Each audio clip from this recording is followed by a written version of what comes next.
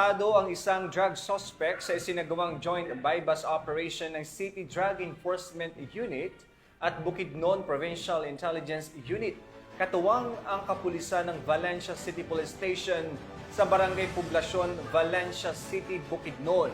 Tiniyak ng mga otoridad na mas paiigtingin pa nila ang kampanya kontra droga sa buong lalawigan at nananawagan sa publiko na patuloy na makipagtulungan sa pagbibigay impormasyon para sa ligtas at drug-free na komunidad.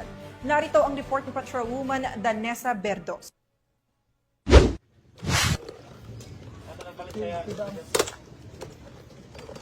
Arestado ang isang drug suspect sa sinagawang joint bypass operation ng City Drug Enforcement Unit, Bukidnon Provincial Intelligence Unit, katuwang ang mga kapulisan ng Valencia City Police Station sa Barangay Poblacion, Valencia City, Bukidnon, nito lamang ika-31 ng Hulyo taong kasalukuyan. Kinilala ni Police Lieutenant Colonel Brian M. Panganiban, officer in charge ng Valencia CPS, ang drug suspect na si alias Jongjong.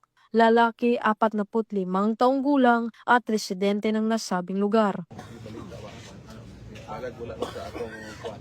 Asal isin ang kang pahari. Agad sa Black Market sa base. Mas sa ano ba ang task force. Ayaw po. Basta ha. Ayaw pa sa dito. Ha? Nagatbang lang. Isa? Ang kamera ba nga kuno atbang na.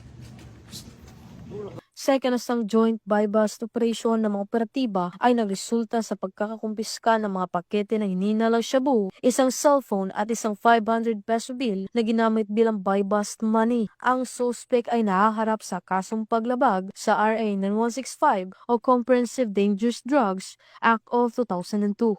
Mula dito sa Camp Capistrano, Gusa, Cagayan de Oro City, ako ang inyong Police News Network correspondent, Patrolwoman Danessa Berdos, alagad ng batas, tagataguyod ng Balitang Pulis.